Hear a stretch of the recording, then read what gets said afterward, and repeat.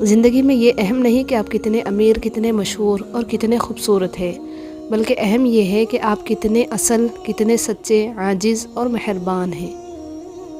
حضرت علی رضی اللہ عنہ نے فرمایا کہ جب دل گھبرائے تو الم نشرح پڑھ لیا کرو، بے شک ہر مشکل کے بعد آسانی ہے۔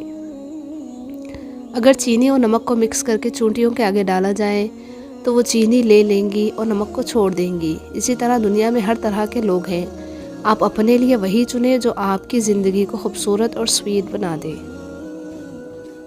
بے سکونی بڑھ جائے تو عبادت کا وقت بڑھا دو اور اللہ سے باتیں کرو، اپنے دکھ درد کا مداوا اسی سے مانگو، وہی رحیم و کریم ذات ہے۔ انسان کی زندگی میں صبر و شکر اور محبت کا بڑا درجہ ہے۔ صبر ہماری مصیبتوں کو ٹالتا ہے، شکر ہماری نعمتوں کو بڑھاتا ہے اور محبت ہمارے خوشیوں کا خزانہ ہے۔ عبادتیں صرف جائے نماز پر ہی نہیں ہوتی، بلکہ کچھ عبادتیں میٹھی زبان، دھیمے لہجے، ہمدردانہ اور عاجزانہ رویوں سے بھی ہوتی ہے۔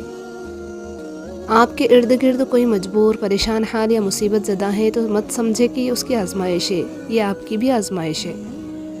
جب آپ کسی کے راستے میں روشنی کرتے ہو تو آپ کا اپنا بھی راستہ روشن ہو جاتا ہے۔ چہرے خوبصورت ہو یا نہ ہو، الفاظ ہمیشہ خوبصورت رکھو، کیونکہ لوگ چہرے بھول جاتے ہیں مگر الفاظ ہمیشہ یاد رکھتے ہیں۔ فرمان امام علی علیہ السلام، جب اللہ کسی سے خوش ہوتا ہے تو اس کے لیے نیکی کرنا آسان اور گناہ کرنا مشکل کر دیتا ہے۔ اللہ جس کو دے رہا ہے نہ تم سے چھین کے نہیں دے رہا، اپنے خزانوں سے دے رہا ہے۔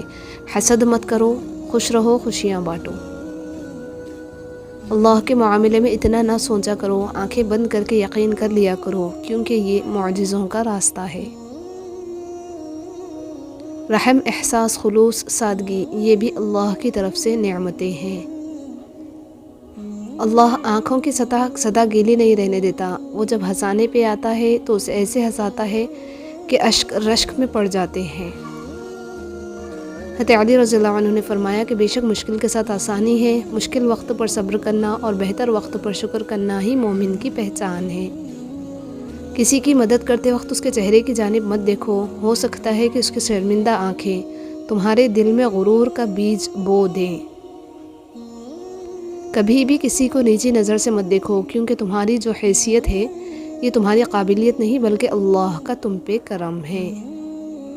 حضرت علی رضی اللہ عنہ نے فرمایا کہ بہترین لوگ بہترین نیت رکھتے ہیں، جس کی وجہ سے رب ان کے تمام کام سنوار دیتا ہے، اور جس کا کام رب سنوار دے اسے کوئی نہیں بگاڑ سکتا۔